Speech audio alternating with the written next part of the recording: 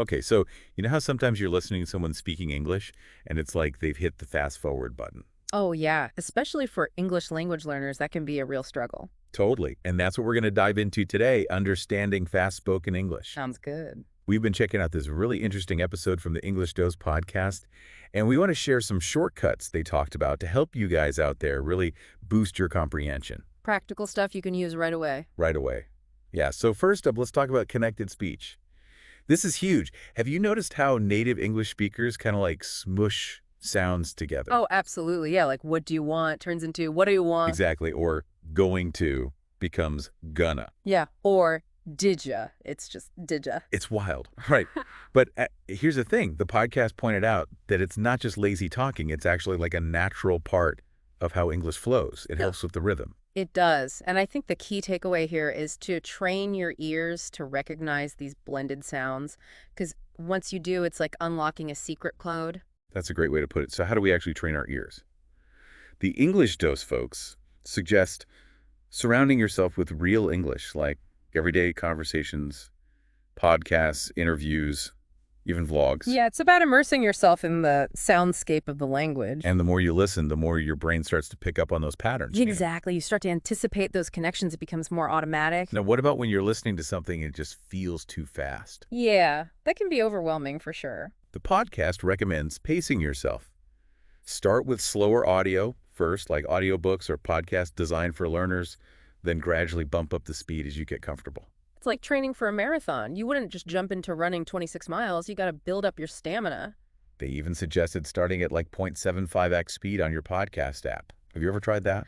I have, and it really helps, especially with more challenging material. And then as you get better, you can move on to more natural speech like TV shows, YouTube videos, things like that. Absolutely. And one more trick, use subtitles at first if you need them, but then challenge yourself to ditch them as you gain confidence. So your brain has to work a little harder. Exactly. Force it to process those sounds. Okay, now let's get into a technique that sounds super active, listen and repeat, and then this other thing called shadowing. Have you heard of this? I have. So with listen and repeat, you pick a short audio clip, like one sentence, listen closely, and then try to repeat it back exactly how you heard it. Ah, okay. Yeah. Pay attention to how the words connect and the speaker's tone.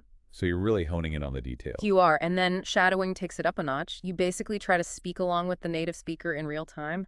Whoa, that sounds tough. It is, but it's like an amazing workout for your brain. It helps you process and produce speech faster. So it's training your brain to keep up with the speed. Exactly. Internalize that rhythm and flow. Last but not least, the English Dose talked about the importance of vocabulary and knowing common phrases, which makes total sense. The more words you know, the easier it is to follow along. Absolutely. But they emphasize it's not just about memorizing lists of words.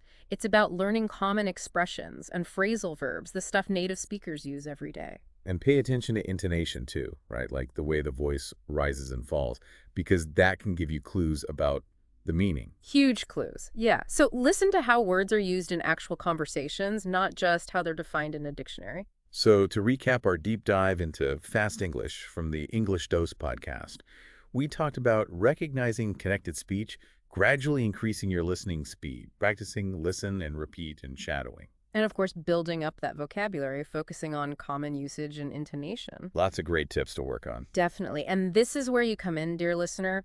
Think about which one of these techniques you could try out in the next couple of days. Even focusing on one small thing can make a real difference in how you understand spoken English. And remember, consistency is key. The more you practice, the better you'll get. So keep at it. You got this. Thanks for joining us on the deep dive. We'll see you next time. See